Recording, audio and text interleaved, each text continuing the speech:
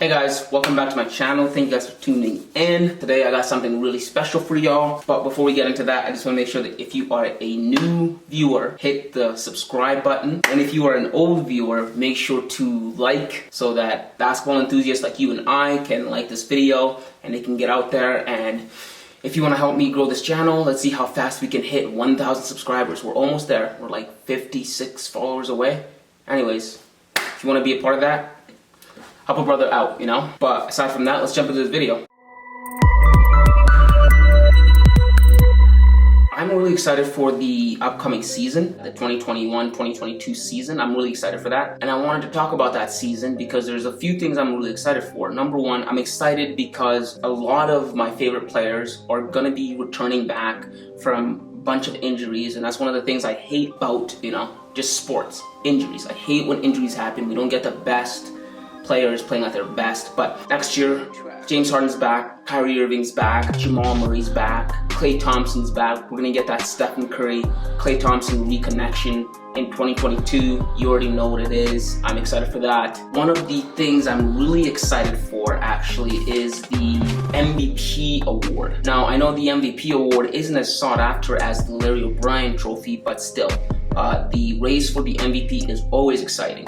And in fact, we've gotten some of the best performances from some of the best stars in NBA history in pursuit of an MVP trophy. I mean, how can we forget about Steph Curry's legendary 2016 MVP campaign, where he managed to win MVP unanimously for the first time ever in NBA history. I'm glad I was alive to see that. This excitement for the MVP trophy in 2022 led me to speculate on the favorites of the MVP race for next year. Now, every year before the season starts, the odds makers in Vegas, those pencil pushers, they get together and they make a list of players that are favorited to win the MVP. They do this for almost every sport, People love betting on this kind of stuff. But I looked at that list and I thought, I should make a video about this because surprise, surprise, I don't agree with the list. There are a few players on there that I don't agree with and that I'm gonna tweak, and I'm gonna get to that later on in the video. Now, the list of favorites goes as follows. Luka Doncic is number one, and he's very favorited to win the MVP trophy. He's plus 400.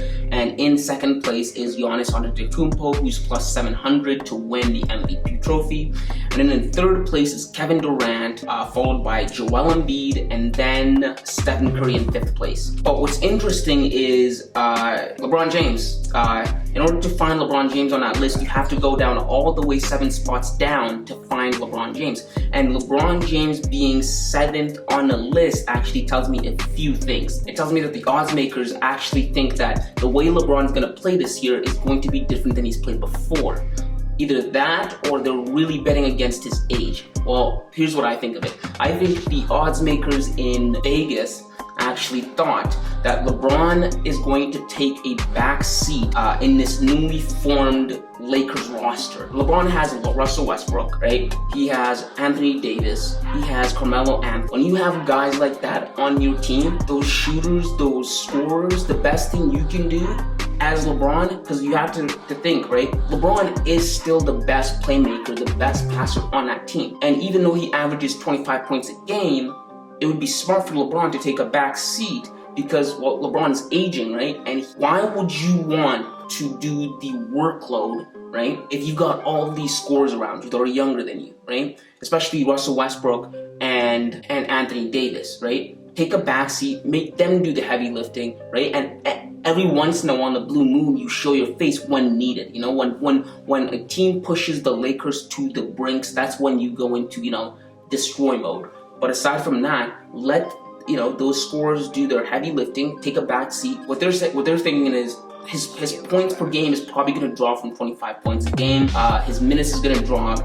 Everything, his stats are going to drop, which is normal because when you put all those stars together, people have to sacrifice things. And I think at this point in LeBron's career, he's more than willing to sacrifice points per game, minutes, whatever, so that others around him can actually flourish. So, because that gives him the best chance of winning a championship and prolonging his career. So that's what I think the odds makers think. And I also the age thing factors into it too. I think they're thinking, okay, LeBron's going into what, his 19th season? Bro's getting old. There's no way he's gonna be able to perform like the years past, right? So that's part of why they, they have him down as 7. But yeah, back to the list. I have a few bones to pick with the list. Surprise, surprise. Number 1 is that Kevin Durant. Kevin Durant, in my opinion, is way too high on that list. And that's not a knock on how good he is. Actually, I think Kevin Durant probably might be the best player in the world right now. Coming off of this season, I just think Kevin Durant, he's looked like the best player on the planet. It isn't that he's that good. It's just that historically, the MVP trophy, although it's been awarded to a player that's been on a winning team, rarely, if ever, is that trophy ever given to someone on a stacked or a super team. It's the same reason why nobody on the Golden State team won the MVP trophy from 2016 all the way to 2019 when Kevin Durant joined them. Because the voters think, well, this team is so stacked, this team is so good that were we to pluck you out of that team, chances are that team would most likely still be good. So they don't really vote for those guys. They kind of think that being on a super team is kind of unfair. And Kevin Durant happens to be on a super team, on the Nets. And in fact, on the Brooklyn Nets, if someone on the Brooklyn Nets were to win the MVP trophy, it'd much rather be James Harden. I think James Harden would be closer to winning it than Kevin Durant, not because James Harden's better, although the James Harden fan in me is fighting off, saying he is, but not because James Harden is better, but because James Harden, in my opinion, is definitely the glue of that team. James Harden's been the glue of the Brooklyn Nets ever since he got there. I remember before he got there, the Brooklyn Nets were like on a 7-game losing streak. He gets there, everything's patched out because James Harden brings to that team the glue, the stability, the maturity that they need. He's the best distributor on that team. He distributes, he facilitates everything. He's a scorer when you need him to be. He's a rebounder when you need him to be. He's a leader when you need him to be. I think James Harden is the glue of that team. In fact, I even made a video about that. I'll leave a link in the description below. Go check it out. James Harden, MVP of the Nets. But yeah, he'd most likely win it over Kevin Durant if anybody on the Nets is getting it. But back to the list. I have no problem with Luka Doncic being number 1. I think he is poised to win an MVP in either this year or the following year. I would have to move Giannis down from the 2nd spot because Giannis has won the MVP trophy 2 times in the last 3 years. And as much as we hate to admit it, there is something called voters fatigue. The voters get tired of voting for the same guy over and over and over again. It's the same reason why Michael Jordan didn't win MVP like 7 years running, or why LeBron James hasn't won MVP since 2010.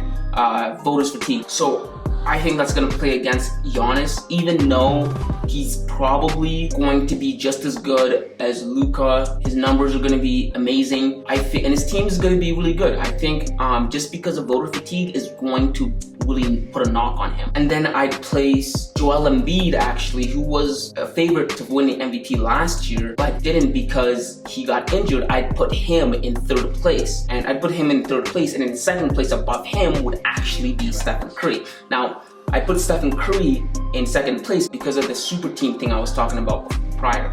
Kevin Durant is gone and the Golden State Warriors are not a super team anymore. So which means Stephen Curry is free to be Stephen Curry. The Steph Curry that we know from 2015, 2016 before Kevin Durant joined. Now, we saw that Steph Curry this year in like April. Steph was actually in the running to be an MVP candidate, and the only reason he didn't get it is because his team was way too low in the ranking. He was number 8 in the West, and he didn't get that. But like I said, Klay Thompson's returning, and I think Klay Thompson's definitely going to add a bunch of wins to the Golden State rap sheet. With more wins and Steph Curry back to what he was playing like last year, I think Stephen Curry is poised to be an MVP. So yeah, I think we're going to be getting 2016-esque Stephen Curry in 2022, and I'm really excited for that. And finally, final adjustment I'd have to tweak to that list is I'd put Devin Booker, Trae Young, Donovan Mitchell over Damian Lillard. Just because, not because Damian Lillard is not a beast, that boy is crazy, but because Damian Lillard, I just don't think his team will have the wins necessary to for him to actually be in contention for the MVP. I think what happened to Steph this year is going to happen to him next year. And so my modified list, my top 5 modified list would probably have to be Luka Doncic, Stephen Curry, Joel Embiid, Giannis Antetokounmpo, and then Nikola Jokic. That is someone I didn't talk about. He won it this year, and I could definitely see him winning it again next year because I think the Denver Nuggets are going to be really good next year because Jamal Murray's back, all that good stuff. And yeah, that's just my thoughts on the MVP odds. Let me know what y'all think. If you like the video, make sure to hit the like button. If you're a new viewer, make sure to subscribe. And until next time, kids.